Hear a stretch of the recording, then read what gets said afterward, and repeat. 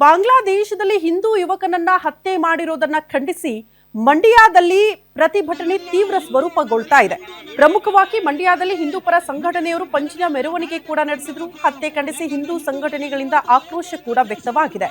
ಮಂಡ್ಯದ ಗುತ್ತಲು ರಸ್ತೆಯಲ್ಲಿ ಪಂಚು ಹಿಡಿದು ಆಕ್ರೋಶ ಹೊರಹಾಕಿದ್ದು, ಧಾರ್ಮಿಕ ಹಿಂಸಾಚಾರಕ್ಕೆ ಹಿಂದೂ ಸಂಘಟನೆಯವರು ಈ ರೀತಿ ಖಂಡನೆ ವ್ಯಕ್ತಪಡಿಸಿದ್ದಾರೆ. ಬಾಂಗ್ಲಾದೇಶ ಹಿಂದೂಗಳ ರಕ್ಷಣೆಗೆ ಕೇಂದ್ರ ಸರ್ಕಾರ ಕ್ರಮಕ್ಕೆ ಒತ್ತಾಯ ಮಾಡಿದ್ದಾರೆ. ಅದೇ ಸಂದರ್ಭದಲ್ಲಿ ಪಂಚಿನ ಮೆರವಣಿಗೆ ಕೂಡ ನಡೆಸಿದ್ರು. ಹಲವಾರು ವಿಚಾರಗಳನ್ನ ಇದೇ ಸಂದರ್ಭದಲ್ಲಿ ಪ್ರಸ್ತಾಪ ಮಾಡಿದ್ದಾರೆ.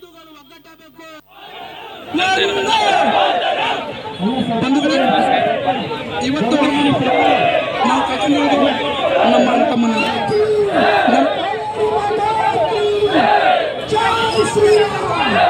ಕೂಡ ನಮ್ದೇ. ನಾವು ಪ್ರತಿ ಕ್ಷಣ ಯೋಚನೆ ಮಾಡಬೇಕಾಗಿರೋದು ನಮ್ಮತನ ಉಳಿಸಿಕೊಳ್ಳಲಿಕ್ಕೆ ಮಾತ್ರ. ಎಲ್ಲರೂ ಕೂಡ ಈ ತೀರ್ಪಲ್ಲಿ ಪ್ರತಿಯೊಬ್ಬರು ಕೂಡ ಹಿಂದೂಗಳಾಗಿ ನಾವೆಲ್ಲರೂ ಜಾಗೃತರಾದ್ರೆ ಯಾವುದೇ ಕಾರಣಕ್ಕೂ